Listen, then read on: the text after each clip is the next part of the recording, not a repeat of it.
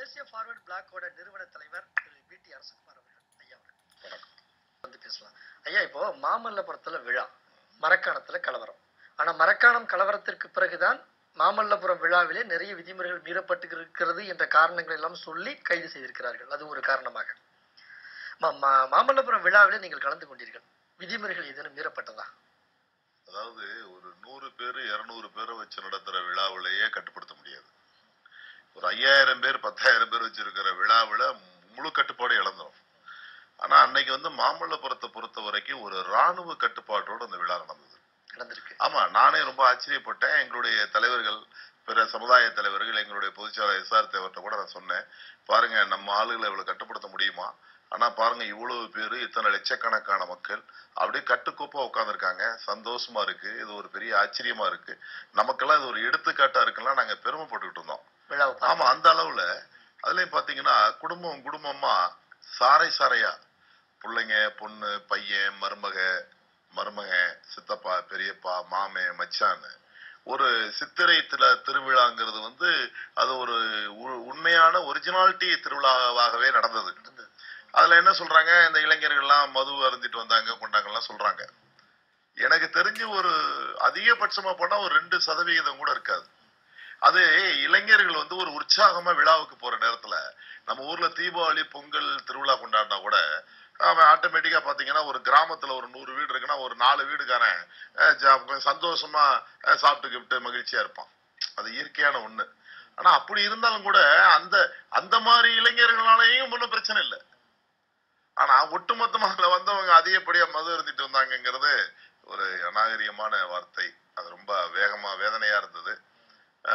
அது மட்டும் இல்லாம விதி மீறப்பட்டது அப்படிங்கிறது எனக்கு ஒண்ணுமே புரியல. அது என்ன சொல்றாங்கன்னா, அவர் ஐயா என்ன ஆரம்பிச்சார் அப்படின்னா, பேசும் பொழுது அவர் இவ்வளவோ வேகமா நிகழ்ச்சிகளை நடத்தி கொண்டு வந்தாங்க. நடத்தி கொண்டு வந்தாங்க, நிகழ்ச்சிகளை விரட்டி அடிச்சாங்க வேகமா. அப்படிதான் இருந்தது.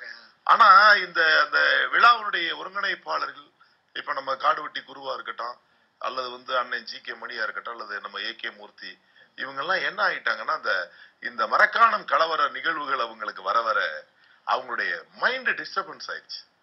மனநிலை பாதிக்கப்பட்டு போச்சு. விழாவை நடத்துறதா, வெளியில சொல்றதா, சொல்லாம இருக்கிறதா, ஒருத்தர் அடிபட்டானே, ஒருத்தர் செத்துட்டானே, அதை என்ன செய்யறது, அதே நேரத்துல இந்த விழாவை வேகமா முடிக்கிறதா, என்ன பண்றதுன்னு திரும்பி எப்படி இவங்களை இந்த வழியில அனுப்புறது, எந்த வழியில அனுப்புறது, மிகப்பெரிய குழப்பமான சூழ்நிலை இங்க உருவானது. அந்த குழப்பமான சூழ்நிலையும் தாங்கி கொண்டு சகித்து கொண்டு அந்த விழாவை நடத்துவது என்பதே கடினமான ஒன்று. அதுலதான் இவர் மருத்துவர் பேசும்போது என்ன சொன்னாங்கன்னா, ஐயா பேசும்போது அது அந்த சொன்ன வார்த்தைகளை மட்டும் எடுத்துக்கிட்டாங்க, அதனுடைய உள்ள அர்த்தத்தை புரியல. அதாவது பொண்ணுங்களை இழுத்துட்டு போறான், வன்கொடுமை கேஸ போடுறான், கட்ட பஞ்சாயத்து பண்றான், பணங்காசை பறிக்கிறான், அவன் மேல எவன் மேலேயுமே நீங்க நடவடிக்கை எடுக்கிறது இல்ல. ஆனா இந்த ராமதாஸ் பேசுனா, ராமதாஸ் அப்படி பேசுறான், இப்படி பேசுறான், கலவரத்தை தூண்டுறான்னு சொல்றீங்க. இந்த போய் பேசுறேன், 10 மணிக்குள்ள கூட்டத்தை முடிக்க சொன்னீங்க. ஆனா எங்க சூழ்நிலை இப்படி இருக்கு, நான் கருத்தை சொல்லி ஆகணும், இவ்வளவு மக்கள் வந்திருக்காங்க, கருத்து சொல்லாம நான் அனுப்ப முடியாது, அப்ப தாமதம் ஆகுது, அதுக்கு மேல வழக்கு போடுவீங்க, போட்டுட்டு போங்க, நான் என்ன செய்யறது? ஒரு இயல்பா யதார்த்தமா சொன்னதானே ஒழிய யாருக்கும் சவால் விடல. அவர் நீ வழக்க போடு, நான் பாத்துக்கிறேன், நீ நம்மள போட முடியுமா, நீ யார் எனக்கு போட, அப்படிலாம் அவர் பேச ஆளுங்கட்சி சாதகமாக எடுத்துக்கொண்டது. யதார்த்தமா பேசுனத ஏன் தவறா எடுத்தாங்க, அல்லது முதல்வருடைய கவனத்திற்கு எப்படி சொல்லப்பட்டது, எப்படி சொல்லப்பட்டது, எப்படி திரித்து சொல்லப்பட்டதுன்னே தெரியல. ஏன்னா இன்றைக்கு கூட நான் பார்க்கும் பொழுது கூட, சிறைச்சாலையில பார்த்து பேசிட்டு இருக்கும் போது கூட, நாங்க சமுதாய தலைவர்களா கருத்துக்களை பரிமாறிக்கிட்டு போது கூட ஒருத்தர் சொன்னாரு, உங்களை வந்து சகோதரரே அழைச்சாங்க அப்படின்னு. இல்ல, என்னுடைய அண்ணனே அந்த அம்மா சொன்னாங்க அப்படின்னு ஐயா சொன்னாரு. என்ன வந்து அந்த அம்மா வந்து அண்ணன் அப்படின்னு, அண்ணன் மருத்துவர் ராமதாஸ்னே சொன்னாங்க அப்படின்னு சொன்னாரு. அந்த மாதிரி ஒரு மரியாதைக்குரிய ஒரு நிலையில இருக்கிற ஒரு நிலைப்பாடு இருக்கும்போது எப்படி இது மாதிரி நடக்கும், ஏன் நடக்குது, என்னுடைய பின்பலம் என்ன அப்படிங்கிறது இன்ன வரைக்கும் புரியல. உதாரணமா மரக்காணம் கலவரத்தை நம்ம எடுத்துக்கிட்டோம்னா, நிறைய தொலைக்காட்சிகளை நாங்க பாக்குறோம். அது பாத்தீங்கன்னா அந்த அந்த நிகழ்வுகளை பார்க்கும்போது, ஒளிநாடா மூலமா, இந்த கேசட் மூலமா பார்க்கும் பொழுது, அந்த வாகனங்கள் அடிக்கிற விதம், கள்ள கொண்டு அடிக்கிறது, தடி வச்சு அடிக்கிறது, அந்த வாகனங்கள் ஒரு ஒரு 2 வாகனம்லாம் பாத்தீங்கன்னா அந்த வாகனம் நானே அப்படியே அது அப்படியே அப்செட் ஆயிரும், அப்படியே உருண்டுன்னு நினைச்சேன். அந்த எப்படி அந்த ஓட்டுநர் அந்த வாகனத்தை ஓட்டிட்டு போனாங்கிறது பெரிய தெய்வ செயலா தான் இருக்கு. இப்ப நான் என்ன கேக்குறேன், அவங்க என்ன சொல்றாங்க, இவங்கதான் வந்து வீட்டுக்கு தீ வச்சாங்க அப்படின்றாங்க. பாண்டிச்சேரியில இருந்து வர்றவங்களுக்காவது மரக்காணம் எங்க இருக்குன்னு தெரியும். கும்பகோணத்துல இருந்து வர்றவனுக்கு, தஞ்சாவூர்ல இருந்து வர்றவனுக்கு, பட்டுக்கோட்டையில இருந்து வர்றவனுக்கு, திருவாரூர்ல இருந்து வர்றவனுக்கு, மயிலாடுதுறையில இருந்து வர்றவனுக்கு இது என்ன ஊருன்னு தெரியுமா, என்ன சாதிக்காரங்க வாழ்றாங்கன்னு தெரியுமா? இதுல ஒரு ஒரு ஒரு ஒரு ஒரு அடித்தரமான ஒரு உண்மையை நம்ம பேசியாக வேண்டிய சூழ்நிலைக்கு வந்துட்டோம். தமிழ்நாட்டுல இந்திய அளவுல இருக்கா இல்லையான்னு எனக்கு தெரியாது, இருக்காதான் சொல்றாங்க. இந்த சாதிக்காரங்க வாழ்ற இந்த பகுதியில போக கூடாதுன்றாங்க இல்லையா? அதான் ஒரு குறிப்பிட்ட சமுதாயம் வாழ்ற பகுதியில அந்த பொது வழித்தரத்துல போகக்கூடாதுங்கிறாங்க. அப்படி ஒரு நிலைப்பாடு இருக்கா? ஆமா. உதாரணமா வந்து 2007 எனக்கு தாக்குதல் ஏற்பட்டதே வந்து பரமக்குடியில இருந்து முதுகுளத்தூர் விழாவுக்கு போறோம். யதார்த்தமா மதுரையில இருந்து நான் போய்கிட்டு இருக்கேன். அப்ப அந்த விழா ஏற்பாட்டாளர் சொல்றாங்க, காங்கிரஸ் கட்சியினுடைய தலைவர் ஐயா கிருஷ்ணசாமி ஐயா வந்திருக்காங்க, அவங்க இங்க இருக்காங்க, நீங்களும் வாங்க சேர்ந்து போயிடலாம், நீங்க வர்றீங்கன்னு அவங்ககிட்ட சொல்லியிருக்கோம் அப்படின்றாங்க. நான் சொல்றேன், நான் எப்பவுமே பார்த்திபனூர்ல இருந்து அபிராம வழியா போயிருவேன். பரமக்குடி வந்து எதுக்கு சுத்தணுமான அப்படிங்கிற அந்த விழாவை ஏற்பாடு பண்றது எங்க ஒரு உறவினர் பூவலிங்கிறவர். ஏன்னா அங்க வந்து எதுக்கு நான் சுத்தணும் அப்படின்றேன். இல்ல, அவர் தலைவர் நம்மளை மதிச்சு வந்திருக்காரு, ஒரு காங்கிரஸ் கட்சியினுடைய தலைவர், ஒரு வன்னிய சமுதாயத்தினுடைய பெரும் சமுதாயத்தினுடைய தலைவர், ஒரு தேவரினத்தினுடைய விழாவுக்கு வர்றாரு. அப்ப அரசியல் ரீதியாவும் நம்ம பார்க்கணும், சமுதாய ரீதியாவும் பார்க்கணும்னு சரி நான் வர்றேன்னு சொல்லி போறோம். போயிட்டு பரமக்குடியில இருந்து புறப்பட்டு போறோம். இன்னும் சொல்ல போனா அந்த பொன்னையாபுரங்கிற பகுதிக்கு பக்கத்துலதான் நான் ஆடையே மாற்றேன். இது முக்கியமா ஏன் சொல்றேங்கிறது உங்களுக்கு நான் நிறைவு செய்யும் போது செய்யும். அப்ப போறோம். அவர் யதார்த்தமா அவரு தலைவர் வந்து கிருஷ்ணசாமி வந்து கேக்குறாங்க, குமார் வாங்க பேசிட்டு போலான்றாங்க. நான் முதல் அப்பதான் அறிமுகம். நான் சொல்றேன், இல்லன்னு நீங்க முன்னாடி போங்க, நான் பின்னாடி என் வண்டியில வர்றேங்கிறேன். அவர் வண்டியில போயிருந்தால் நான் அடித்து கொல்லப்பட்டிருப்பேன், கொடூரமாய் குத்தி கொல்லப்பட்டிருப்பேன். ஏன்னா அவரை குத்துன பாவிங்கள அவர் இன்னார்னு தெரிஞ்ச பிறகு, காவல்துறை வாகனம் வந்த பிறகுதான் அவரை விட்டாங்க. அவர் பி டி குமார் இல்ல, அவர் காங்கிரஸ் கட்சியினுடைய தலைவர் கிருஷ்ணசாமி அப்படின்னு சொன்ன பிறகு அப்ப நான் என்ன கேக்குறேன், இந்த இந்திய அரசாங்கம் சுதந்திரம் பெற்று என்னத்துக்கு? ஒரு தலைவன், ஒரு சமூக தலைவன், ஒரு அரசியல் இயக்கத்துடைய தலைவர்கள், தலைவனே விடுங்க, ஒரு பிரஜை, இந்த நாட்டினுடைய குடிமகன் ஒரு பாதையின் வழியிலே செல்லக்கூடாது என்று சொன்னால் வரக்கூடாது என்று சொன்னவன் குற்றவாளியா, அல்லது அரசாங்கத்துடைய பள்ளித்தடத்திலே போவேன் என்று சொன்னவன் குற்றவாளியா? சரிங்க, அப்படி தொடரலாம். ஐயா, இப்போ நீங்க மருத்துவர் ஐயா வந்து சிறைச்சாலை நேர்ல சென்று பார்த்துட்டு வந்திருக்கிறீங்க. உங்களுடைய நிலைப்பாடு எப்படி இருக்கு? இன்னைக்கு காலையில அன்புமணி ராமதாஸ் அவர்களையும் கைது செய்திருக்கிறாங்க. அது தொடர்பான உங்களுடைய கருத்துக்களை. இல்ல, அதுக்கு முன்னாடி நான் அந்த சொன்ன வந்ததை முடிச்சிடுறேன். ஏன்னா இப்ப வந்து தகவல் நிறைய இருக்கு, ஆனா சொல்ல வந்ததை முடிச்சிடுறேன். அது என்னன்னு கேட்டீங்கன்னா தொடர்பு இருக்கு. அதனாலதான் அந்த 2007 நான் தாக்கப்பட்ட பொழுது இவங்க ஏதோ ஒரு சாதாரணமா தான் அந்த அரசு எடுத்துக்கிடுச்சு. அது திமுக அரசு, அண்ணா திமுக அரசு, அந்த பஞ்சாயத்துக்குள்ள நான் போகல.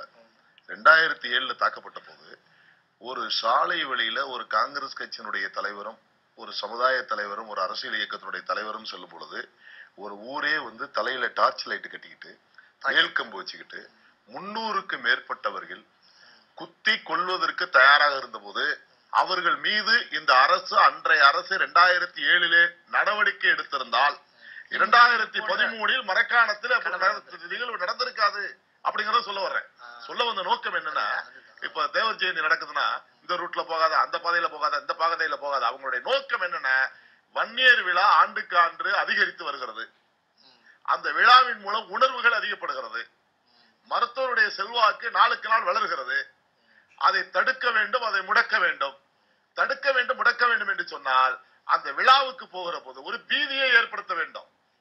தேவர் ஜெயந்தியுடைய விழாவில 10 இளைஞர்கள் கொல்லப்பட்டிருக்காங்கன்னா காரணம் என்ன?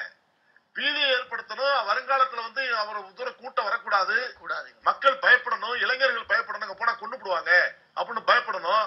அது மாதிரி வந்து மரக்காண விழாவுக்கு வந்து வன்னியர் விழாவுக்கு போகும்போது மரக்காணத்துல அடிச்சாங்க, நாளைக்கு அடுத்து விக்கிரவாண்டியில் அடிப்பாங்க, திருக்கோயிலூர் வழியா போனா அடிப்பாங்க, கள்ளக்குறிச்சி வழியா போனா அடிப்பாங்க அப்படிங்கிற ஒரு பீதியை ஏற்படுத்தி இந்த விழாவை முடக்கி மருத்துவருடைய செல்வாக்கை சீர்குலைப்பதற்காக திட்டமிடப்பட்ட சத்திய பிரமாண்டமான சதி. அரசுடைய அது சதி. அது யாருடைய சதிங்கிறது முக்கியம் இல்ல, ஆனால் சதி. சரி, யாருடைய சதிங்கிறத நம்ம தொடர்ந்து பேசலாம். இந்த ஐயாவை நீங்க நேர்ல சந்திச்சுட்டு வந்திருக்கிறீங்க இதுல சிறைச்சாலையில, அங்க அவருடைய நிலை எப்படி இருக்கு, என்னென்ன வசதிகள் அங்க செய்யப்பட்டு கொடுத்திருக்காங்களா ஏதாவது? அத வந்து ஒரு 2-3 விதமா பிரிச்சுக்கலாம். ஒண்ணு வந்து இன்ஃப்ராஸ்ட்ரக்சரல்னு சொல்லக்கூடிய உட்கட்டமைப்பு வசதி. ரெண்டா வந்து பிசிக்கல் என்று சொல்லக்கூடிய உடல் கட்டமைப்பு, உடல் ரீதியான பிரச்சனை. மூணாவது வந்து தொடர்பின்மை, அடக்குமுறை, வந்து அரசனுடைய கடும் சட்டங்கள். இது மாதிரி 2-3 விதமா அதை பிரிக்கலாம். முதல் கட்டமா ஒரு மனுஷனுக்கு சாதாரணமா இன்னைக்கு இருக்கிற அக்னி நட்சத்திரம் ஆரம்பிச்சிருச்சு. வெயில் வந்து தமிழ்நாட்டிலே வந்து அதிகமான வெயில் வந்து டிகிரி வந்து அதிகமா எங்க இருக்கிற திருச்சியில.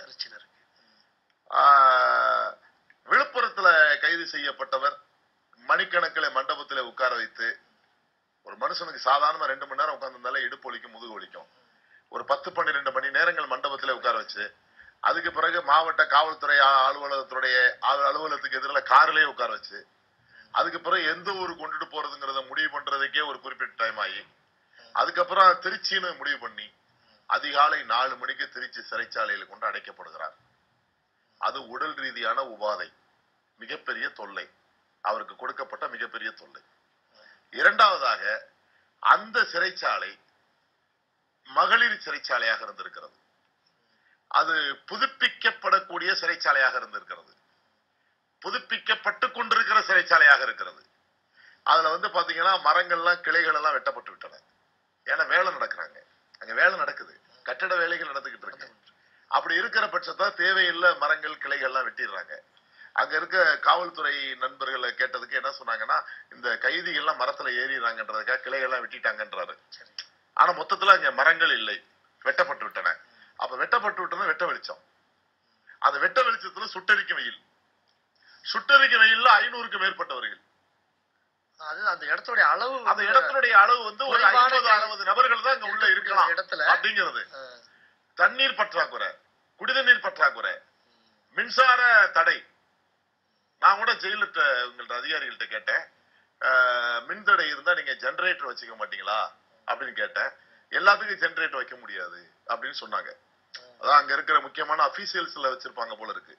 அந்த அட்மினிஸ்ட்ரேஷனல் பிளாக் இருக்கும் இல்லையா, அந்த லெவல்ல தான் ஜெனரேட்டர் வசதி எல்லாம் இருக்கும் போல. அங்க இருக்கிற ஒட்டுமொத்த கைதிகளுக்கோ அல்லது வந்து ரிமாண்ட் கைதிகளுக்கோ அல்லது ஒட்டுமொத்த சிறைச்சாலைக்கோ ஜெனரேட்டர் வசதி இருக்க மாதிரி எனக்கு தெரியல. இன்னும் சொல்ல போனா காலையிலே வந்து திருக்கழுங்குன்ற வழக்கு சம்பந்தமா வீடியோ கான்பரன்ஸ் எடுக்கிறாங்கன்னு சொன்னாங்க. அதுக்கப்புறம் மத்தியானம் நாங்க, அப்புறம் மாலை வரை எடுக்கப்பட்டதா தெரியல. நான் பிற்பகல் 2 மணி வரைக்கும் அங்க இருந்தேன். அது வரைக்கும் அந்த மாதிரி அறிகுறியே இல்ல. அவர் GK மணியண்ணனை கூட்டிட்டு வர்றதுக்கே கிட்டத்தட்ட 2-3 மணிக்கு மேலதான் புறப்பட்டு கூட்டிட்டு வந்திருக்காங்க. இந்த அலக்களிப்பு எதற்காக? ஒரு விசாரணைக்காக அழைத்து அலக்களிப்பு எதற்காக அப்படிங்கறதா நம்முடைய கேள்வி.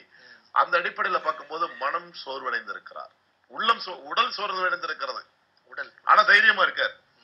எத்தனை வழக்குகள் வந்தாலும் சந்திக்கிறேன், நான் புதிதாக சிறைச்சாலையை பார்ப்பவன் அல்ல, என் மக்கள் வைத்திருக்கிற அன்பை விட இந்த சிறைச்சாலையினுடைய கொடுமை எனக்கு சாதாரணமானது. ஆகவே நான் சந்திக்க தயாராக இருக்கிறேன், வழக்குகளை சந்திக்க தயாராக இருக்கிறேன். மக்களுக்கு செய்தி மட்டும் ஒன்றை சொல்லுங்கள் என்று சொன்னார்கள். என்ன செய்தி? பலவிதமான பிரச்சனைகளை, பஸ்ஸை எரிப்பது, பேருந்துகளை எரிப்பது, பேருந்துகளை அடிப்பது, இன்னும் சொல்ல போனால் மனிதர்களை கூட அடிக்க துவங்குவார்கள். எல்லா பழியும் பாட்டாளி மக்கள் கட்சி மீதும் வன்னியர் இனத்தின் மீதும் ராமதாஸ் மீதும் போடுவதற்கு ஒரு சதிகார கூட்டம் தமிழ்நாட்டில் ஊடுருவி இருக்கிறது, குறிப்பாக வட தமிழ்நாட்டில் ஊடுருவி இருக்கிறது. ஆகவே நமது சமுதாய மக்களை, நமது இயக்கத்தின் மக்களை, அனைத்து சமுதாய மக்களையும் அறவழியில் போராட சொல்லுங்கள் அப்படிங்கறத ரொம்ப தெளிவா என்கிட்ட சொன்னாங்க.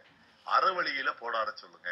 நீங்க பிரஸ் மீட் கொடுத்தாலும் சரி, தொலைக்காட்சியில நேரலையில போனாலும் சரி, அல்லது நீங்க துண்டு பிரசுரங்கள் மூலம் நீங்க வந்து மக்களுக்கு தெரியப்படுத்தினாலும் சரி, அறவழி போராட்டமா இருக்கட்டும். அந்த அறவழி போராட்டம் என்பதுதான் ஜனநாயக வெற்றியை கொடுக்கும். யாரும் தேவையில்லாத பிரச்சனைகள், தேவையில்லாத மாதிரி கொஞ்சம் கடுமையான போராட்டங்கள் வேண்டாம். இன்னைக்கு காலையில அவர் அன்புமணி ராமதாஸ் அவங்க கூட சின்னவர் கூட அறவழி போராட்டமாக இருக்கட்டும், நம்முடைய போராட்டங்கிறது வந்து வன்முறையை தூண்டுகிற போராட்டமா இருக்கக்கூடாது அப்படின்னு இளைஞர்களுக்கு சொல்லிட்டு தான் அவர் மெசேஜ் கொடுத்து தான் போயிருக்காரு. ஆனா இப்படி இருக்கிற பட்சத்தில் பேசிக்க அது எங்க இருந்து உருவாச்சு, என்ன பிரச்சனை அப்படிங்கறதுக்குள்ள யாருமே போகல. இப்ப உதாரணமா இன்னைக்கு காலைல நான் சிறைச்சாலையில பத்திரிகை நண்பர்கள்ட்ட கேட்டேன், எந்த ஒரு அரசியல் கட்சி தலைவரும் கண்டனம் தெரிவிக்கவில்லையே. அதிமுக கூட்டணியிலே ஐயா இருந்திருக்காரு, திமுக கூட்டணியில ஐயா இருந்திருக்காரு. 2 கூட்டம் இருக்கும் போது ஒரு பக்கம் கம்யூனிஸ்ட் இருந்திருக்கும், ஒரு பக்கம் காங்கிரஸ் இருந்திருக்கும். இன்றைக்கு கருணாநிதி இல்ல அதான் எப்பன்னா நான் சொல்றது எங்களுடைய நிகழ்வுகள் சிறைச்சாலை வளாகத்தில் நடந்தது. அப்படி சொல்லும் பொழுது ஒரு நண்பர் சொன்னாரு, ஒரு பத்திரிகை நண்பர் சொன்னாரு, இல்ல வைகோ சொல்லி இருக்காரு, நான் 2 பேர்த்தையும் கூப்பிட்டு பேச்சுவார்த்தை பண்ணுவேன். யார் 2 பேரும் நான் கேட்டேன். மருத்துவரையும் திருமாவளவனையும். இவங்க 2 பேரும் தான் டிசைட் பண்றாரு தமிழ்நாட்டுன்னு கேட்டேன். கேட்போம்ல, அனைத்து சமுதாயத்தையும் கூப்பிட்டு அனைத்து சமுதாய பிரச்சனை என்னன்னு இப்ப மருத்துவருக்கு திருமாவளவனுக்கும் பிரச்சனை. எனக்கு தெரிஞ்ச ஐயாவுக்கு அவருக்கும் பிரச்சனை இருக்க மாதிரியே தெரியல. ஒட்டுமொத்தமா ஐயா சொன்னது, கட்ட பஞ்சாயத்து மூலம் காசு பறிக்க கூடாது, வன்கொடுமை தடுப்பு சட்டத்தை தவறான முறையில் பயன்படுத்தி நாட்டை சீரழிக்க கூடாது, காதல் என்கிற பெயரிலே நாடக அரங்கேற்றம் பண்ணி பச்சிளம் குழந்தைகளை 15 வயசு 16 வயசு 17 வயசு, அதை கேட்டா நேத்திக்கு இதுல பார்த்த நம்ம நேர்பட பேசு நினைக்கிறேன், புதிய தலைமுறை தொலைக்காட்சியில நேர்பட பேசல எழுத்தாளர் ஞானி பேசுற என்ன சொல்றாரு, நம்ம ஜி.கே. நாகராஜன் நம்ம அனைத்து சமுதாய சார்பா கொங்கு நாடு முன்னேற்ற கழகத்தினுடைய பொதுச்செயலாளர் கலந்துக்கிறாரு. இவர் என்ன கேட்கிறாரு, மாமல்லபுரத்தில் மேடையில் பேசிய பேச்சுக்கள் வேறு, இங்கே தொலைக்காட்சியில் பதிவு செய்கிற கருத்துக்கள் வேறாக இருக்கிறது. அப்படின்னா என்ன சொல்ல வர்றாருன்னா, அங்க நீங்க வேகமா பேசுறீங்க, இங்க நீங்க அமைதியா பேசுறீங்கன்ற மாதிரி அவருடைய கேள்வி இருந்தது. ஒரு பத்திரிகையாளர் ஒரு எழுத்தாளர் அப்படி கேட்க வேண்டிய அவசியம் இல்லை. அப்ப நான் நாகராஜன் முடிச்சுட்டு என்கிட்ட சந்திக்கும் போது சொன்னேன், என்ன நாகராஜன் நீங்க என்னைய கூப்பிட்டு சொல்லியிருக்கணும், மாமல்லபுரத்துல பேசுனது என்ன இங்க பேசுனது என்ன விளக்கமா பேசியிருக்கலாம். ஏன்னா அவர் சொல்றாரு கருத்தை, மாமல்லபுரத்தில் பேசியது வேறு, நீங்கள் இங்க பேசியது வேறு. அப்படின்னா அர்த்தம் என்ன, மாமல்லபுரத்துல யாரும் அருவா எடுக்க சொன்னோமா, கம்பு எடுக்க சொன்னோமா, வெட்ட சொன்னோமா, குத்த சொன்னோமா, இந்த நாடு நமக்கு மட்டுமே சொந்தம் எல்லாத்தையும் அடிச்சு வரட்டுங்கன்னு சொன்னோமா, என்ன சொன்ன மாமல்லபுரத்துல? மாமல்லபுரத்தில் பேசப்பட்டது பூராமே வன்னிய சமூகத்தினுடைய பெருமையை பற்றி. அப்புறம் ஒரு தலைவர் கேட்கிறார் நேத்து, நீங்க எப்ப பார்த்தாலும் ஆண்ட பரம்பரைன்னு சொல்றீங்களே, அது வேடிக்கையா இருக்கு, கேலி கூத்தா இருக்கு. ஆண்ட பரம்பரையில வந்தவன் ஆண்ட பரம்பரை தானே சொல்ல முடியும். எவனா ஒருத்தர் இல்ல நம்ம அடிமை பரம்பரைன்னு சொல்லுவானா?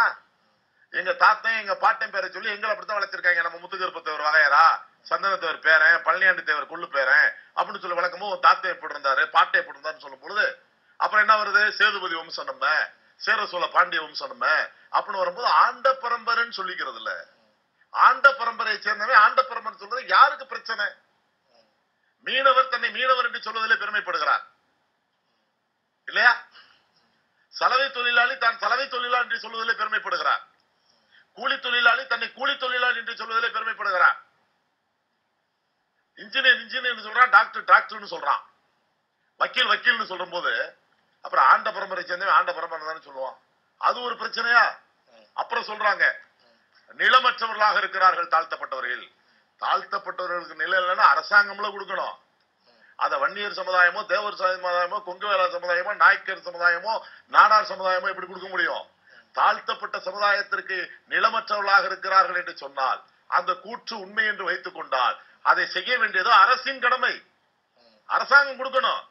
அதுக்கு பிற சாதிக்காரங்கள்ட்ட போய் அடிப்போம் புடுங்குவோம் எங்களுக்கு வேணும் அப்படின்னா அது என்ன அர்த்தம்?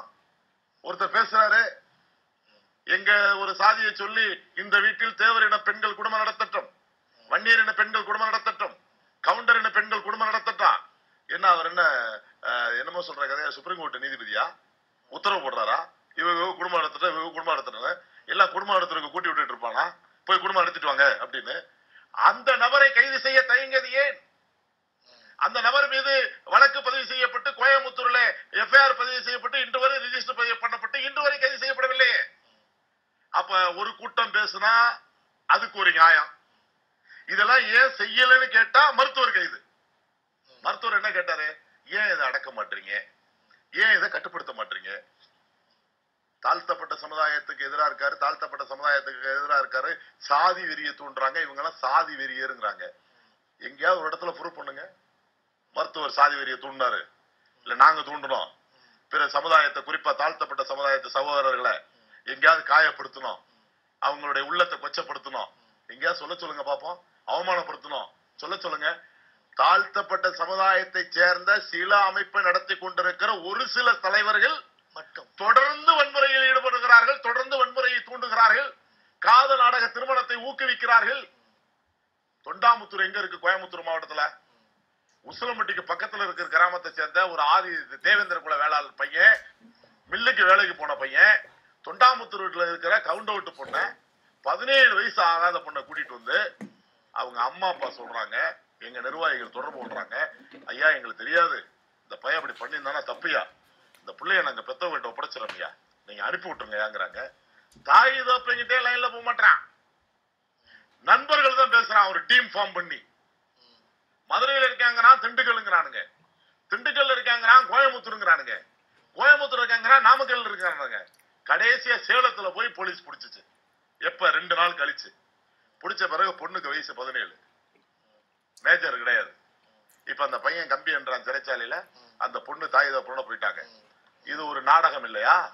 அதுதான் அவனுடைய தாய் தகப்பனுக்கு தெரியாம, இவளுடைய தாய் தகப்பனுக்கு தெரியாம, சொந்த பந்தத்துக்கும் தெரியாம ஒரு நண்பர்கள் குழுவை வச்சுக்கிட்டு அந்த குழு மூலமா ஆபரேட் பண்றது. அதே மாதிரி பாத்தீங்கன்னா செந்துறை, அதுதான் இது போன்ற நடவடிக்கைகளுக்காகத்தான் அனைத்து சமுதாயத்தை ஒருங்கிணைத்து மருத்துவர் ஐயா நடவடிக்கை எடுத்திருக்காங்க. ஒருவேளை அதற்காக கூட இது போன்ற சட்டங்கள் பாய்கிறதா என்பது தொடர்பான கருத்துக்கள் நம்ம தொடர்ந்து பேசலாம். அரசு இந்த அளவிற்கு கடுமைப்படுத்த வேண்டிய காரணம் என்ன? ஒரு விசாரணை. அடுத்து திருச்சி நடக்கும் பொழுதே மதுரையில் ஒரு வழக்கு, ஏற்கனவே பிணை கொடுத்ததற்கு அதற்கு உயர்நீதிமன்றத்தை நாடுகிறது தமிழக அரசு. இந்த அளவிற்கு ஒரு நெருக்கடி மதுரையில் வழக்கு என்பதை விட வேடிக்கை என்னன்னா, 2004 போட்ட வழக்குக்கு 2011 குற்றப்பத்திரிகை தாக்கல் பண்ணி தேடும் குற்றவாளி, 2 ஆண்டுகள் தேடும் குற்றவாளி. இந்த அனைத்து சமுதாய பேரியக்கம் துவக்கின பிறகு மதுரைக்கு 4 முறை வந்துட்டார் ஐயா. தேடும் குற்றவாளி. தேடும் குற்றவாளினா காணாம போனவங்க, ஒளிஞ்சிட்டு அலையிறவங்க, ஊரை விட்டு ஓடினவங்க, இவங்கதான் தேடும் குற்றவாளி. தேடும் குற்றவாளியா எப்படி காவல்துறை வந்து ஐயாவை சொன்னாங்கன்றது பெரிய ஆச்சரியமான ஒரு விஷயம். இல்ல, ஒவ்வொரு நாளும் ஊடகங்களை சந்திக்காதனாலே இல்லை என்று சொல்லலாம். ஆச்சரியமான விஷயம். அப்படி இருக்கக்கூடிய ஒரு நபரை வந்து தேடும் குற்றவாளி என்று காவல்துறை அறிவிப்பது வேடிக்கையாக ஆச்சரியமான விஷயம். அடுத்தது வந்து அவரை நம்ம சகோதரர் வழக்கறிஞர் பாலு அவர்கள் சொன்னதை போல ஒரு வழக்கு போட்டுட்டாங்க, நீதிமன்றத்தை அணுகியாச்சு, பிணை கிடைச்சிருச்சு.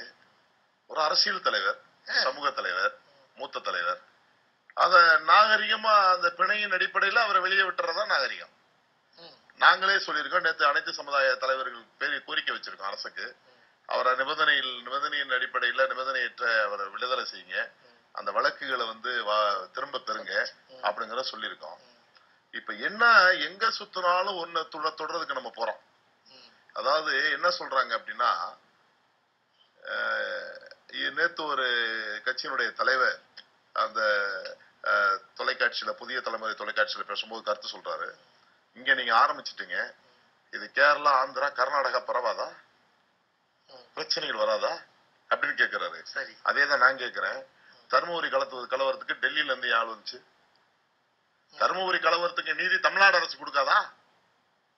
தருமபுரியில் அவர்கள் பாதிக்கப்பட்டதாகவே சொன்னாலும் கூட, அவர்கள் மீது நியாயம் இருப்பதாகவே வைத்துக் கொண்டாலும் கூட, தமிழ்நாட்டில் இருக்கிற நீதிபதிகள், தமிழ்நாட்டில் இருக்கிற முதலமைச்சர், தமிழ்நாட்டில் இருக்கிற அமைச்சர் பெருமக்கள், தமிழ்நாட்டில் இருக்கிற அரசியல் கட்சி தலைவர்கள், தமிழ்நாட்டில் இருக்கிற முன்னாள் முதல்வர், இவங்களெல்லாம் நம்பிக்கை இல்லாம டெல்லியில இருந்து கமிஷன் வந்துச்சு. ஈவு இரக்கமின்றி காவல்துறை நடத்துகின்ற விதத்தை பார்க்கும் பொழுது உங்களுக்கு என்ன தோன்றுகிறது? அந்த பெண் சகோதரி ஒருவரை முடியை தன்னுடைய மகனை காவல்துறை 16 வயது மகனை வேடிக்கை பார்த்து கொண்டிருந்த மகனை அழைத்து சென்றது என்கிற ஒரு தாயினுடைய மனது பதறி கொண்டு போய் ஐயோ என் மகனை விடுங்கன்னு கேட்கிறவங்கள ரீனா என்கிற காவல் ஆய்வாளர் தலைமுடியை பிடித்து பார்த்ததை பார்த்தால் இது தமிழ்நாடு தானா என்ற ஒரு அஞ்ச தோன்றுகிறது. ஆக அவரை உடனடியாக பதவி நீக்கம் செய்ய வேண்டும். அவர் மீது கடுமையான நடவடிக்கையை தமிழக அரசு எடுக்க வேண்டும். ஏன்னா தமிழகனுடைய முதல்வர் அவர்களும் ஒரு பெண்மணி, அவர் கண்டிப்பாக இதை ஏற்க மாட்டார்கள் என்று நம்புகிறேன். கண்டிப்பாக அந்த காவல்துறை ஆய்வாளர் மீது கடுமையான நடவடிக்கை பாய வேண்டும் என்று இந்த நேரத்தில் நான் இந்த தொலைக்காட்சியின் மூலமாக நான் தமிழக அரசை மிகவும் வேதனையோடு கேட்டுக்கொள்கிறேன். அந்த போராட்டத்தை ஒடுக்குகின்ற, அதாவது எவ்வளவு வழிகள் இருக்கு, கையை பிடிச்சி இழுத்துட்டு போலாம், கட்டி பிடிச்சி இழுத்து கூட்டி போலாம், அந்த அம்மா வராட்டி கூட உடம்ப கட்டி பிடிச்சாவது கூட்டிட்டு போலாம். ஆனா தலைமுடியை பிடித்து அடித்து இழுப்பது என்பது சர்வாதிகாரத்தினுடைய உச்சம். ஆக அந்த காவல்துறை ஆய்வாளர் மீது கடுமையான நடவடிக்கை இருக்க வேண்டும். அடுத்து இன்றைக்கு நம்முடைய வழக்கறிஞர் பால் அவர்கள் சொன்னதை போல இன்றைக்கு நடராஜன் பாவம், நடராஜனுக்கு வந்து தமிழ்நாடு பூரா வச்சிருக்க பேரே வந்து அமைதியின் சின்னம். நடராஜன் அதிர்ந்து பேசி கூட நாங்க பார்த்தது இல்ல. ஐயாவோட உதவியாளர், எல்லாத்துக்கும் செல்ல புள்ள நடராஜன். நான் சிறைச்சாலை தருணத்தில் நீங்க அங்க இருந்தீங்க. ஆமா, நான் சிறைச்சாலை போது அவர் பாட்டுல இருந்துகிட்டு இருந்தார் பாவம். அவர் பாட்டுல டெய்லி வருவாரு, காலையில வருவாரு, சாயந்தரம் வரைக்கும் அப்படியே சிறைச்சாலையில உட்கார்ந்து இருப்பாரு, எந்திரிச்சு வந்துருவாரு வேதனையோட. இப்ப திடீர்னு இன்னைக்கு நான் கேட்டேன், என்ன நடராஜன் யார்கிட்ட போன்ல பேசிட்டு இருக்கீங்களா என்னன்னு கேட்டேன். இல்ல அம்மா வந்து ஐயா பாக்கணுங்கிறாங்க, அதை வேண்டான்னு தடுத்துக்கிட்டு இருக்கேன், அம்மாவுக்கு ஆறுதல் சொல்லிக்கிட்டு இருக்கேன், ஐயா வந்து திருக்கோணங்குன்றம் போற மாதிரி இருக்கு, நீங்க வந்தாலும் பார்க்க முடியாதுன்னு சொல்லிட்டு இருக்கேனே அப்படின்னு என்கிட்ட பேசிட்டு இருக்காரு. எல்லாம் முடிச்சு நாங்க வரும்பொழுது நான் நடராஜன் வா கார்ல போனான்னு கூப்பிடுறேன். இல்லன்னு நீங்க போங்கண்ணே, கார் என் கார் இருக்குனே, நான் பின்னாடி வரேன்னு. ஒரு 10 நிமிஷம் கழிச்சு சாப்பிட்டுக்கிட்டு இருக்கேன், எனக்கு தகவல் வருது நடராஜனை கைது பண்ணிட்டாங்கன்னு. உடனே என்ன கைதுங்கும் போது அங்க வந்து திருச்சி KK நகர் காவல்துறையினுடைய ஆய்வாளர் இருக்காரு, அவர்கிட்ட தொலைபேசியில் நான் தொடர்பு கொண்டு என்னங்க ஐயாவோட உதவியாளரை கைது பண்ணிருக்காங்க, என்னன்னா அவர் எனக்கு தெரியாதுன்ட்டாரு. பிறகு அங்க இருக்கிற காவல்துறை நண்பர்கள் மூலமா தொடர்பு பண்ணி கேட்கும் பொழுது கிரைம் இன்ஸ்பெக்டர் பண்ணிட்டாருன்னாங்க, KK நகர் கிரைம் இன்ஸ்பெக்டர் பண்ணிட்டாருன்னாங்க.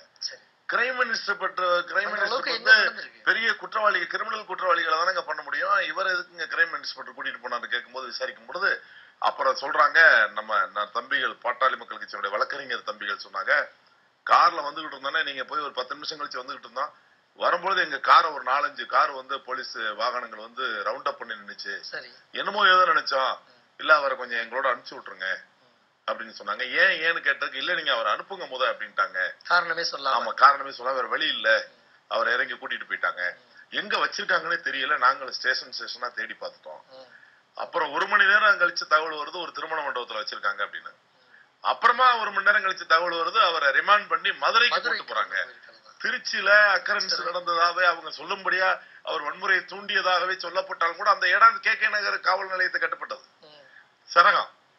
திருச்சி மத்திய சிறை எங்கதான் இருக்கு, சிறைச்சாலை வன்முறையை எப்படி நூற்றுக்கணக்கான ஆயிரக்கணக்கான காவலர்கள் இருக்கும் போது, காவல்துறை சேர்ந்தவர்கள் இருக்கும் போது, ஜெயிலர் இருக்கும் போது, DIG இருக்கும் பொழுது, அங்க இருக்கிற பலவிதமான ஆட்கள் இருக்கும் போது, பாட்டாளி மக்கள் கட்சியினுடைய தொண்டர்கள், சமுதாய தலைவர்கள் எல்லாம் மருத்துவர் ஐயாவை பார்க்க சென்று விடுகிற போது நடராஜ மட்டும் வன்முறை எப்படி தூண்டாருங்கிறது ஒரு பெரிய கேலிக்கூத்து.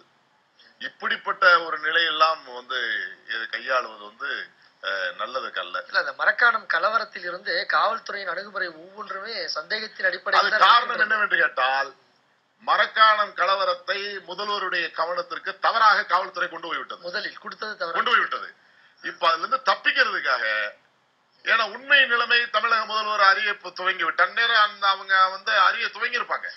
அது தவறு என்பதற்கே ஒரு முன்னுதாரணம், இருவரின் இறப்பையே வந்து வாகன விபத்து என்று கொடுத்த பிறகு காவல்துறை கொடுத்த அறிக்கை தானே அவங்களுக்கு. அடுத்த நாள் வந்து நேரடியா பார்க்க போறது இல்ல, காவல்துறையினுடைய அறிக்கையும் அதிகாரிகளுடைய அறிக்கையும் தான் கொடுக்குறாங்க. அப்படி கொடுக்கும் பொழுது அவங்க வந்து ரெண்டுமே விபத்து மரணம்னு சொல்றாங்க. அப்புறம் இப்ப வந்து கொலை வழக்கா பதிவு செய்யப்பட்டிருக்கு, அடுத்த நாள் கொலை வழக்கா மாத்தி பதிவு செய்யப்பட்டிருக்கு. மருத்துவர்கள் வந்து கொலை அப்படின்றத உறுதிப்படுத்திட்டாங்க. அப்ப அந்த காவல்துறையின் மீது நடவடிக்கை பாயக்கூடாது என்பதற்காகவும் தமிழக முதல்வர் மிகவும் கடுமையான நடவடிக்கை எடுப்பார் என்பதற்காகவும், அதுல இருந்து தப்பித்துக் கொள்வதற்காக, பட்டகாலே படும் சொன்ன மாதிரி எல்லா பழியுமே பாட்டாளி மக்கள் கட்சி மேல தூக்கி போட்டு போயிடலாம், எல்லாரையும் அரெஸ்ட் பண்ணி எல்லாரையும் வழக்கு பதிவு பண்ணி எல்லா பழியும் அவங்க மேல போட்டோம்னா ஒட்டுமொத்தமா வந்து திசை திருப்புவதற்காக, இந்த சந்தர்ப்பத்தை அவர்கள் செய்த தவறை மறைப்பதற்காக, திசை திருப்புவதற்காக மேலும் மேலும் மேலும் மேலும் புதிய வழக்குகள் எல்லாம் போட்டு தமிழக முதல்வரிடம் நற்பெயர் எடுக்க வேண்டும் என்று எண்ணிக்கொண்டிருக்கிறார்கள். ஆனால் தமிழ்நாட்டில் இருக்கிற ஒட்டுமொத்த மக்களும், பெரும்பான்மையான மக்களும், குறிப்பாக வன்னிய இன மக்கள், பாட்டாளி மக்கள் கட்சியினுடைய மக்கள் மட்டுமின்றி தமிழ்நாட்டில் இருக்கிற பல்வேறு சமுதாயத்தினுடைய மக்கள் இன்றைக்கு மருத்துவர் மீது பரிதாப பார்வையை திருப்பி இருக்கிறார்கள். ஏன்னா மருத்துவர் வந்து எங்கேயும் போய் ரவுடித்தனம் பண்ணாரு, கட்ட பஞ்சாயத்தை பண்ணாரு, வந்து அரசியல்ல வந்து அவங்கள மிரட்டினாரு, இவங்கள மிரட்டினாரு, அல்லது வந்து ஒரு 4 லாரியில ஆளை கூட்டு போய் ஊர்ல அடிச்சாரு, தகராறு பண்ணாரு, போலீஸ் ஸ்டேஷன்ல தகராறு பண்ணாரு, ரயில்வே ஸ்டேஷன்ல தகராறு பண்ணாரு, அல்லது இளைஞர்கள் எல்லாம் கூப்பிட்டு அருவா எடு, கத்தி எடு, கம்பு எடுன்னு சொல்லி கொடுத்தாருங்கிற மாதிரி இன்ன வரைக்கும் தமிழ்நாட்டுல அது மாதிரி சம்பவங்கள் யாருமே கேட்டதில்லை. அப்படிப்பட்ட ஒரு மனிதரை, ஒழுக்க சீடரை, மது குடிக்காதீர்கள், குடும்பத்தை நல்ல விதமாக பார்த்துக் கொள்ளுங்கள், ஒழுக்கமாக இருங்கள். அன்றை கூட சொன்னார், தாழ்த்தப்பட்ட சமுதாயத்தை சேர்ந்தவர்களுக்கு நான் வேண்டுகோள் வைக்கிறேன், தலைவர்களுக்கு வேண்டுகோள் வைக்கிறேன், பிள்ளைகளை படிக்க சொல்லுங்கள், வேலைக்கு போக சொல்லுங்கள், பக்குவ பருவமடைய சொல்லுங்கள், அதற்கு பிறகு அவர்களுடைய திருமணத்தை பற்றி யோசிக்க சொல்லுங்கள். அப்பொழுது அவர்கள் யோசிக்கிற போது திருமண வாழ்க்கை நன்றாக அமையும் அப்படின்னு ரொம்ப தெளிவா சொன்ன ஒரு மனுஷனை போய் இந்த அளவிற்கு வன்முறைவாதி மாதிரி சித்தகரிக்கப்பட்டிருப்பது அது என்னன்னு ஒண்ணும் புரியல. தொடர்ந்து கருத்தை பொறுத்து நீங்க என்ன நினைக்கிறீங்க? அதாவது ஒரு சம்பவத்துல அரசின் பார்வை நடுநிலையா தான் இருக்கணும். ஒரு பக்கம் மட்டுமே நடவடிக்கைகள் எடுக்கப்பட்டிருக்கு, மறுமுனையில் எதுவுமே செய்ததாக தெரியவில்லை. அதை பற்றி என்ன நினைக்கிறீங்க? விரைவில் மாற்று அணியின் மீது நடவடிக்கை கடுமையாக இருக்கும் என்று நம்புகிறேன். எனக்கு அந்த முழுமையான நம்பிக்கை உண்டு. என்ன காரணம் கேட்டா, தமிழகத்தினுடைய முதல்வர் ஓரளவுக்கு எல்லா நிகழ்வுகளையும் பார்க்கக்கூடியவர். ஒரு பக்கம் மருத்துவர் ஐயாவை கைது செய்து நம் மீது கடுமையாக நடவடிக்கை ஒரு பக்கம் இருந்தாலும் கூட, இன்றைக்கு மக்களுடைய பிரளயத்தை, மக்களுடைய ஆர்ப்பாட்டத்தை, மக்களுடைய போராட்டத்தை, இன்றைக்கு முன்னாள் முதல்வர் கலைஞர் அவர்கள் கூட இன்றைக்கு அவருடைய வயதை பார்த்து மனிதாபிமான அடிப்படையிலே மருத்துவர் மீது இவ்வளவு பெரிய நடவடிக்கை தேவையில்லை, வழக்குகளை தொடர்ந்து போடுவது நல்லதல்ல என்கிற கருத்தை பதிவு செய்திருக்கிறார். ஆக இன்றைக்கு காவல்துறையினுடைய தவறான அணுகுமுறைதான் இன்றைக்கு தமிழக முதல்வரிடம் தவறாக சொல்லப்பட்டிருக்கிறதை ஒழிய கண்டிப்பாக உண்மை ஒருபோதும் தோற்காது. சம்பந்தப்பட்டவர்கள், இந்த கலவரத்தை தூண்டியவர்கள் யார் என்பது மக்கள் அனைவருக்கும் தெரியும். சரி, உங்களுடைய நம்பிக்கைக்கு ஏற்ப அரசு இருக்கிறது என்றால், இன்று பிணை கிடைத்திருக்கிறது, மறுபடியும் ஏன் உயர்நீதிமன்றத்தை அதை பிணையை ரத்து செய்ய வேண்டும் என்று தமிழக அரசு நாடி இருக்கிறது? இல்ல, என்னுடைய நம்பிக்கை என்பது என்னன்னா, நியாயத்தின் அடிப்படையில் எதிர்பார்ப்பு. நம்பிக்கை என்பதை விட என்னுடைய எதிர்பார்ப்பு, சம்பந்தப்பட்ட கலவரத்துக்கு சம்பந்தப்பட்டவர்களை கைது செய்ய வேண்டும், அதான் நியாயம். அந்த நியாயத்தின் அடிப்படையில் எதிர்பார்ப்பு. இப்ப மருத்துவருக்கு சாதகமா இருக்கிறது என்று நான் சொல்ல வரவில்லை. நீங்க சொல்லும் போல பிணை கிடைத்ததை போய் உயர்நீதிமன்றத்தில் அப்பீல் போகணுங்கிற, மேல்முறையீடு போகணுங்கிற அவசியமே இல்லையே. அவர் ஒன்னும் கொலை குற்றத்துல உள்ள போகல, கொள்ளையடிக்கல, வங்கியை கொள்ளையடிக்கல, அல்லது வழிப்பறி கொள்ள பண்ணல, அல்லது 2ஆம் நம்பர் வேலை எதுவும் பண்ணல. அப்படிங்கும் போது அதுக்கு போய் பிணையை போய் மேல்முறையீடு போறாங்கன்னா, முதலில் ஒரு வழக்கு பதிவு செய்யப்படுகிறது, கைது செய்யப்படுகிறார்கள். அதில் ஒருவேளை பிணை கிடைத்து விட்டால் வெளியே வந்துவிடக் கூடாது என்பதற்காக அடுத்தடுத்து 2 வழக்குகள் பதிவு செய்யப்படுகிறது. ஒரு வழக்கில் பிணை கிடைத்த உடனேயே அந்த பிணையுடைய ரத்த ஆணையை மறுக்க வேண்டும் என்பதற்காக உயர்நீதிமன்றத்தை தமிழக அரசு நாடுகிறது. என்ன உள்நோக்கம்?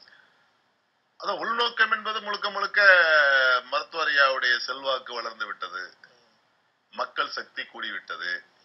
அதிமுக திமுக என்று இருந்த இடத்தில் பாமக என்று ஒரு அலை வீசி கொண்டிருக்கிறது. இந்த அலையை தொடர்ந்து வீசினால் பாமக என்கிற இயக்கத்திற்கு தனிப்பெரும்பான்மை கிடைக்கும்.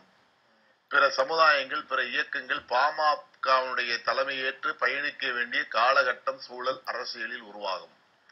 அப்படி உருவாகிற பட்சத்தில் நம்முடைய நிலைப்பாடு என்ன என்கிற கேள்வி சம்பந்தப்பட்டவர்களுக்கு வந்திருக்கலாம். அந்த அச்சத்தில் தான் இந்த நடவடிக்கை இருக்கும்ங்கறது கருத்தா?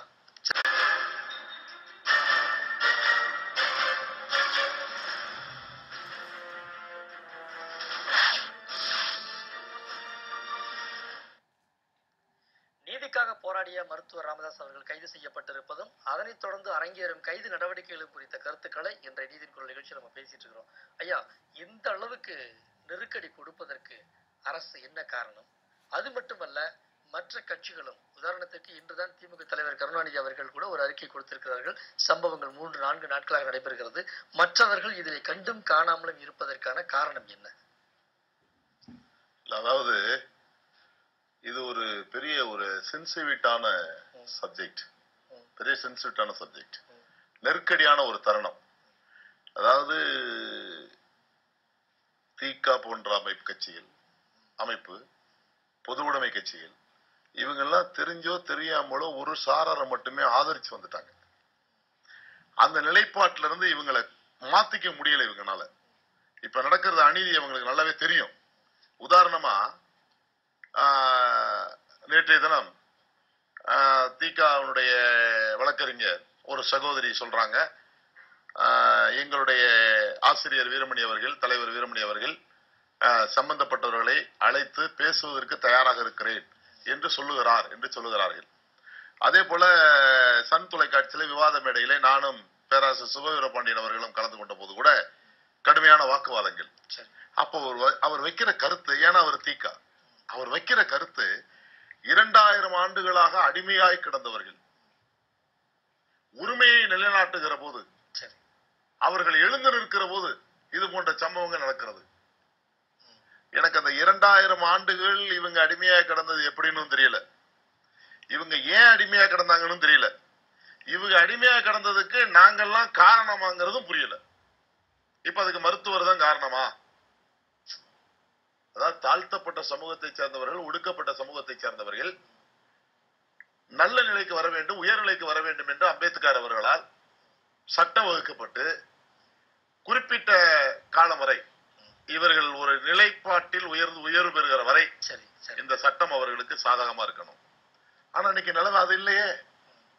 வன்கொடுமை வழக்கு என்பது உயர் வகுப்பினரை குறிவைத்து தாக்கப்படுகிறதே.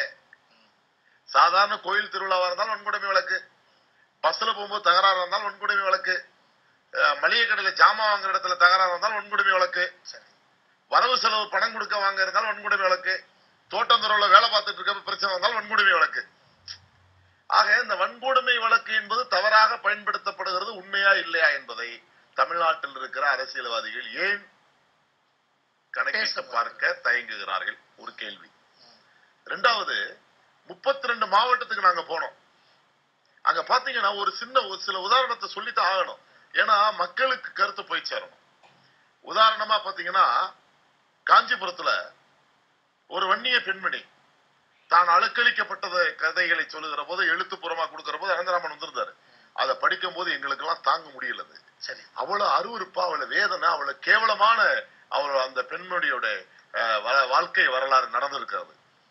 அதே போல பாத்தீங்கன்னா ஒரு ரெட்டியார், ஏன் சமீபமா காஞ்சிபுரத்துல ஒரு பிராமணர், ஒரு ஐயர், திருப்பதி சேவஸ்தானத்துல வேலை பார்க்கிறவரு தன்னுடைய மூத்த மகள் வீட்டுக்கு இளைய மகளை கூட்டிட்டு வர்றாரு. பேத்தியை கூட்டிட்டு இளைய மகளோட வர நடந்து போறாரு, நடைப்பயிற்சிக்கு போறாரு. அப்ப 4 இளைஞர்கள் குடிச்சிட்டு கிண்டல் பண்றாங்க. ஏன்டா இப்படி பண்றீங்கன்னு பெத்த பிள்ளைய கிண்டல் பண்ணும்போது கேட்க மாட்டானா? கேட்டதுக்கு அவர் அடிச்சு, ஏன் தாப்பனார் அப்படி பண்றீங்கன்னு கேட்டதுக்கு அந்த பொண்ணையும் அடிச்சு கடைசியில அவர் கோமா ஸ்டேஷன்ல போய் இறந்துட்டாரு. அதுக்கு முதலா மருத்துவர் தான் குரல் கொடுத்தாரு. ஆக அநீதி நடக்கிற போதெல்லாம் மருத்துவர் குரல் கொடுக்கிறார். சரி, அப்படி எல்லாம் குரல் கொடுத்த தலைவருக்கு இப்ப சிறைச்சாலை. ஏன் மற்றவர்கள் ஏன் வாய் திறக்கலன்னா அவங்களுக்கு வாக்கு வங்கி முக்கியம்.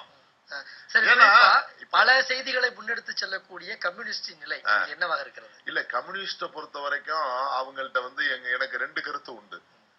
தொழிலாளர்களுக்காக குரல் கொடுக்கிற போது கம்யூனிஸ்ட் மாதிரி ஒரு இயக்கம் இருக்காது. அதே போல அநீதிகள் நடக்கிற போது அங்கே குரல் கொடுக்கும் போது கம்யூனிஸ்ட் பொது உடைமை கட்சி மீது எனக்கு மிகுந்த மரியாதை உண்டு.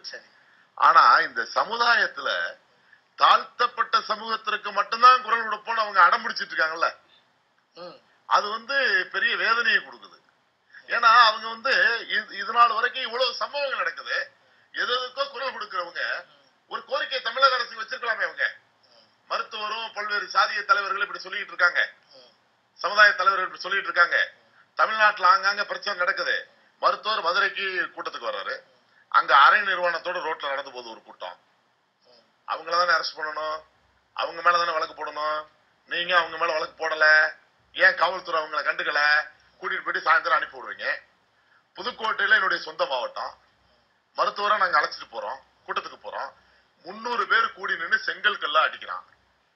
நீதிமன்றத்துக்குள்ள, நீதிமன்ற வளாகத்துக்குள்ள 300 பேர் நிக்கிறான், செங்கக்கல் அடிக்கிறான். கொஞ்சம் விட்டு இருந்தா மருத்துவரை குறி வச்சு அந்த கல் விழுந்திருக்கும். எங்க கார்கள்ல வீசுறான், கார்கள்ல படுது. என்னுடைய பொதுச்சாலுடைய கார் பேனட்ல பட்டு கொடிக்கம்பு ஒடிஞ்சு விழுகுது, வண்டி உடைக்கப்படுது. அப்ப 300 பேர், நான் காவல்துறையை பார்த்து கேட்டேன், 300 பேர் எப்படி இங்க கூடுனாங்க? நீங்க லாண்ட் ஆர்டரை பாக்குறவங்க, ஒரு தலைவர் வரும் பொழுது, பல்வேறு தலைவர்கள் வரும் பொழுது, கூட்டத்துக்கு முறையா அனுமதி பெற்று கூட்டம் நடக்கும் பொழுது 300 நபர்களை, அந்த 300 பேர் எங்க வந்திருக்கான்? விருத்தாசலம், கடலூர், அரியலூர், பெரம்பலூர் எல்லாம் விடுதலை சிறுத்தை கட்சிகளை சேர்ந்தவர்கள். இவங்களுக்கு புதுக்கோட்டையில என்ன வேலை? புதுக்கோட்டையில நாங்க கூட்டம் நடத்த போறோம். விழா திட்டமிட்ட நாள்ல, திட்டமிட்ட நாள்ல முறைப்படி அனுமதி பெற்று காவல்துறையுடைய அனுமதியோடு பாதுகாப்போடு நடத்தப்படுகிற விழாவில் அந்த வழியில எங்களை நீங்க கூட்டிட்டு போகலாமா? 300 பேர் அங்க நிப்பாட்டலாமா? இப்படித்தான் காம்பவுண்டு, மதில் சுவர் இருக்கு, நீதிமன்றத்துடைய மதில் சுவர். அந்த மதில் சுவர் உள்ள அவங்க நிக்கிறாங்க. இது சாலையில நாங்க போறோம், வெளியில பிரதான சாலையில போறோம், அங்க இருந்து கற்களை வீசுறாங்க. அப்ப காவல்துறை அவங்க கையில கல்லு எப்படி போச்சு? அந்த கற்களை நீங்க பிடிங்கிருக்க வேண்டாமா? 300 பேரை கூட விட்டுருக்கலாமா? குறைஞ்சபட்சம் ஒரு திருமண மண்டபத்துக்குள்ள அவங்களை அடைச்சு வச்சிருக்கணுமா இல்லையா? 300 பேர் எப்படி கூடுறாங்க? 10 பேர்னால விரட்டி அடிக்கிறீங்க, தடியில் அடிக்கிறீங்க. 10 பேர் ரோட்ல உட்கார தடியில் அடிச்சு விரட்டுறீங்களே. ஆனா 300 பேர் கூடுற அளவுக்கு நீங்க எப்படி விட்டீங்க? ஆக இதெல்லாம் குற்றவாளிகளை அங்கீகரிப்பதாக இருக்கிறது. குற்றவாளிகளுக்கு மேலும் மேலும் அவர்களுக்கு ஆதரவு கரம் நீட்டுவதா? அப்ப அவங்க என்ன நினைக்கிறாங்க? கம்யூனிஸ்ட் நமக்கு சப்போர்ட்டா இருக்கு, தீகா நமக்கு சப்போர்ட்டா இருக்கு, ஒரு சில எழுத்தாளர்கள் நமக்கு சப்போர்ட்டா இருக்காங்க, ஒரு சில பேச்சாளர்கள் நமக்கு சப்போர்ட்டா இருக்காங்க. இந்திய நாட்டை ஆண்டு கொண்டிருக்கிற காங்கிரஸ் பேரியக்க வாயே திறக்கிறது இல்ல. அதிமுக இன்னைக்கு நம்ம மேல நடவடிக்கை, நம்மளுடைய எதிரிகள் மேல, எதிரினா அவங்களுடைய பார்வையில நாங்கள எதிரிகள் தானே, எதிரிகள் மேல நடவடிக்கை எடுக்க ஆரம்பிச்சிருச்சு. திமுக மௌனம் சாதிக்குது. அப்ப அவங்க என்ன நினைக்கிறாங்க? நாம தான் இந்த நாட்டுல மிகப்பெரிய சக்தி, நம்முடைய வாக்கு வங்கிகளுக்காக நம்மை பகைத்துக் கொள்ள மாட்டார்கள் மற்ற அரசியல் கட்சிகள். அப்ப என்ன நினைக்கிறான்? வன்னியரும் தேவரும் நாடாரும் கவுண்டரும் புள்ளமாரும் செட்டியாரும் முதலியாரும் நாடாரும் என்ன நினைக்கிறான்? அப்ப நமக்கு ஒரு தலைவன் தேவை.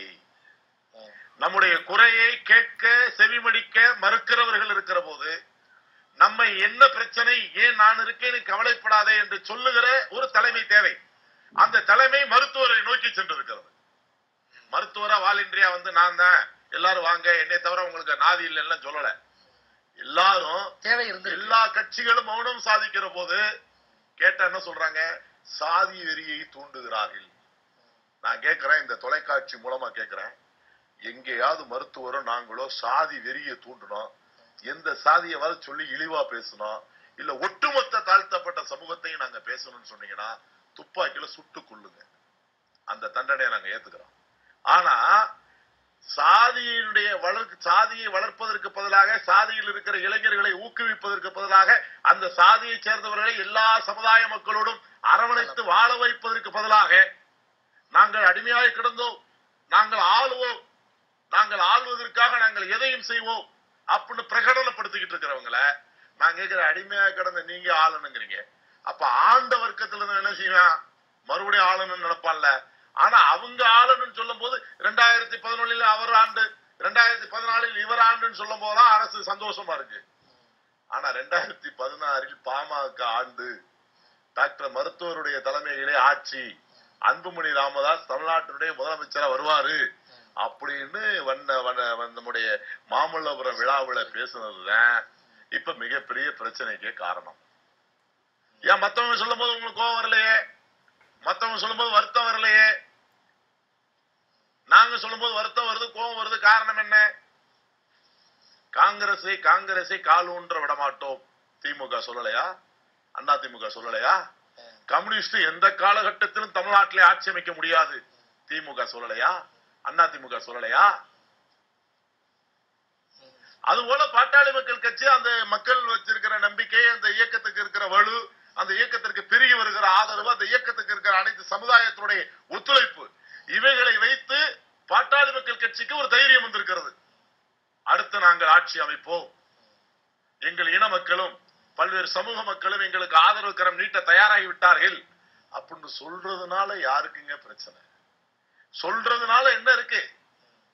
நீங்க சவால் விடுங்க, பாட்டாளி மக்கள் கட்சியை ஒருபோதும் ஆட்சி அமைக்க விட மாட்டோம் சொல்லுங்க, தப்பு கிடையாது. ஜனநாயக ரீதியா போட்டி போடுங்க, மக்கள் தானே முடிவு பண்ணணும். இதுக்கு ஒரு முடிவு கொண்டு வரணும். அப்படி சொன்னதாலதான் இப்படி ஒரு அடக்குமுறை இருக்கிறதா நீங்க நினைக்கிறீங்களா? ஒரே ஒரு நேர் தொடர்பு இருக்கிறாங்க, அவங்கள்ட்ட பேசிட்டு உங்கள்ட்ட மறுபடியும் வரேன். மக்கள் வணக்கம். ஹலோ, வணக்கங்க. மயிலாடுதுறையில இருந்து லட்சுமி பேசுறேன். சொல்லுங்க உங்களுடைய கருத்துக்களை. அதாவது இப்ப ஒரு கடந்த சில தினங்களாக ஐயாவுக்கு நடக்கக்கூடிய கொடுமையை பார்த்து நான் எந்த அமைப்பையும் சாராதவள், சாதாரணமா ஒரு பொது மக்கள்ங்கிறதன் அடிப்படையில நான் பேசுறேன். சில தினங்களா நடக்கக்கூடிய கொடுமைகளை பார்த்து ஒரு தாய்ங்கிறதன் அடிப்படையில எங்களுக்கு குமுறலா இருக்கு. ஏதாவது ஒரு மேடையில ஐயா எந்த ஒரு இனத்தையுமே தாழ்த்தி பேசின சொன்னதா என்னுடைய குறை அறிவை பொறுத்தவரை நாங்க மேடையில பாக்கல. தன்னுடைய இனத்தை உயர்த்தி பேசுவாங்க, அது இயல்புதான். ஆனா இந்த தலித் இன மக்கள் சொல்றாங்க இல்லையா, எங்களை அப்படி சொல்றாங்க இப்படி சொல்றாங்கன்னு. ஆனா இந்த தலித் இன மக்கள் பல மேடைகள்ல சொல்லியிருக்காங்க, நாங்க பாத்திருக்கோம். பார்ப்பனர் வீட்டு பெண்களுடைய வயிற்றுல எங்களுடைய கரு வளரணுங்கிற ஒரு தவறான எண்ணம். அதுக்கு அடுத்து பாத்தீங்க அப்படின்னு சொன்னீங்கன்னா, கவுண்டனை வெட்டு கவுண்ட பொண்ணை கட்டு. அதுக்கடுத்து வன்னியரனுடைய மனைவிகள் எங்களுக்கு தகாத உறவுமுறையில இருக்கணும் அப்படின்னு சொல்லிட்டு பெண்களை கேவலப்படுத்தக்கூடிய, பெண்மையை கொச்சைப்படுத்தக்கூடிய வார்த்தைகளை இவங்கதான் பேசிட்டு இருக்காங்க. ஆனா ஐயா எந்த இடத்துலயுமே பெண்ணுக்கு ஒரு அவதூறான நிகழ்வுகளை பேசுனதா எங்களுக்கு தெரியல. ஒரு 20 வருஷமா நாங்களும் பார்த்துட்டு தான் இருக்கோம். நான் எந்த அமைப்பையும் சாராதவள், அதை பதிவு செய்ய விரும்புறேன். அப்புறம் பாத்தீங்க அப்படின்னா, இந்த தலித்தின மக்கள் இப்படி எல்லாம் வசனம் பேசிட்டு இருக்காங்க இல்லையா, காம கொடூர வார்த்தைகளை. அந்த வார்த்தைகள்லாம் கேட்கும் பொழுது ஒரு தாய்ங்கிறதன் அடிப்படையில எனக்கும் அச்சம் வருது. எதிர்கால சமூகத்துல எனக்கு ஒரு பெண் இருக்கா, எதிர்கால சமூகத்துல என் பெண்ணுக்கு இவங்களால ஏதாவது ஒரு சங்கடங்கள் ஏற்படுமோ அப்படிங்கிற ஒரு பயம் இருக்கு. ஐயா அவர்கள் மேடையில சொல்லக்கூடிய கருத்துக்கள் என்ன அப்படின்னா, இந்த காதல் திருமணத்துக்கு சொல்றாங்க இல்லையா ஐயா, எங்களை மாதிரி பல தாயினுடைய குரலை அவங்க ஒலிக்கிறாங்க, அவ்வளவுதான். காதல் திருமணம்ங்கிறது எத்தனை பெண்களுடைய வயிற்றறிச்சல், எத்தனை பெற்றோர்களுடைய ரத்த கண்ணீருக்கு சாட்சி ஆகுது. அதுக்கு நாங்கெல்லாம் மேடையில ஏறி குரல் கொடுக்க முடியாது, வீட்டை விட்டு வெளியில வர முடியாது. அதுக்கு ஐயா குரல் கொடுக்கறத நினைச்சு நாங்க சந்தோஷப்படுறோம். ஆனா அவங்களை ஏன் இப்படி ஒரு சித்திரவதை பண்றாங்க, சிறையில அடைச்சு வச்சு அவங்களுக்கு எதுவும் கொடுக்காம, எந்த ஒரு அடிப்படை உரிமை கூட கொடுக்காம அவங்க அப்படி ஒன்னும் தவறு செய்யலையே, அவங்களை தண்டிக்கிறதுக்கு சமூகம். அப்ப இந்த அதாவது மாநாட்டுல வரும்பொழுது நாங்க 2 நாளா நிகழ்ச்சி பார்த்துட்டே இருக்கோம், 12-1 மணி வரலாம். அந்த மரக்காண பகுதியில என்ன நடந்துச்சு அப்படிங்கறத பல மக்கள் தொலைக்காட்சி நேயர்கள் சொல்லிக்கிட்டுதான் இருக்காங்க. அப்படிங்கும் பொழுது அங்க நடந்த ஒரு டிராமாக்கு, ஒரு நாடகத்துக்கு ஏன் இவங்க பலிகடா ஆகணும்? அதுக்கு இவங்களுக்கு சம்பந்தமே கிடையாது. அப்ப ஏன் இவங்களை தண்டிக்கிறாங்க? அப்ப அதிகாரம் கையில இருந்துச்சு அப்படின்னா எது வேணா செய்யலாமா? ஒரு வேதனையா இருக்கு இந்த காட்சிகளை பார்த்துட்டே இருக்கும் பொழுது. தொடர்ச்சியா ஒரு வயது முதிர்ந்தவங்க சமூகத்துல ஒரு நல்ல அங்கீகாரத்துல இருந்து பல மக்களை வழிநடத்தி செய்யக்கூடிய தலைவருக்கே அந்த நிலை அப்படின்னா, நாளைக்கு இந்த சமூகத்துல தனி பிரஜையா இருக்கக்கூடிய நாங்கெல்லாம் என்ன பண்றது? இது எதை நோக்கி போகும்? இதனுடைய முடிவு என்னன்னு எங்களுக்கு அப்படியே ஒரு பதட்டமா இருக்கு. காலையில இருந்து பார்த்துட்டு இருக்கோம், விடுதலை ஆயிட்டாங்க அப்படின்றது ஒரு மகிழ்ச்சி. அந்த மகிழ்ச்சி திடீர்னு சூறையாடப்படுது. பல வருஷங்களுக்கு முன்னாடி நடந்த ஒரு சம்பவத்தை ரீகால் பண்ணி திரும்ப மீண்டும் கொண்டு அடைக்கிறது. இது எங்களை மாதிரி உள்ள மக்கள் என்ன நினைக்கிறாங்க அப்படின்னா, ஐயாவினுடைய அசுர வளர்ச்சியை பார்த்து இன்னைக்கு இருக்கக்கூடிய அரசு பயப்படுதா? எதிர்காலத்துல அந்த வளர்ச்சியினால இவங்களுக்கு ஏதாவது இடையூறு வரும் அப்படின்னு நினைக்கிறாங்களா அப்படிங்கிற ஒரு சந்தேகம் என்னை போன்ற பல பெண்களுக்கு, பொதுமக்களுக்கு வந்துருச்சு. நன்றிமா. என்ன வேண்டிக்கிறோம் அப்படின்னா, ஐயா அவர்களுக்கு சீக்கிரம் ஒரு நல்ல விடிவு காலம் வரணும். நன்றிமா. உங்களுடைய கருத்துக்கு நன்றிமா. ஐயா, அப்ப அந்த அம்மா பேசுறத பார்க்கும்போது என்ன நோக்கத்துக்காக அனைத்து சமூகத்தையும் ஐயா ஒருங்கிணைத்து கொண்டு சென்றார்களோ அதற்கான புறப்பட்டது போன்றவே தோல்ல. அதெல்லாம் விட எனக்கு ஒரு மகள் இருக்கிறாள், எதிர்காலத்தில் என் பிள்ளைக்கு என்னவாகுமோ என்று ஏங்கி கொண்டிருந்த எங்களுக்கு மருந்து கொடுக்க வந்த மருத்துவருங்கிற மாதிரி அந்த சகோதரனுடைய கருத்து பதிவு பண்ணப்படுறாங்க. அதை விட்டுட்டு மத்தவங்க எப்படி பேசுறாங்க மேடைகள்ங்கிறதையும் நாங்க பாத்துட்டு இருக்கோம். 20 ஆண்டுகளா மருத்துவர் எப்படி பேசிட்டு இருக்காருங்கிறதையும் பாத்துட்டு இருக்கோம்.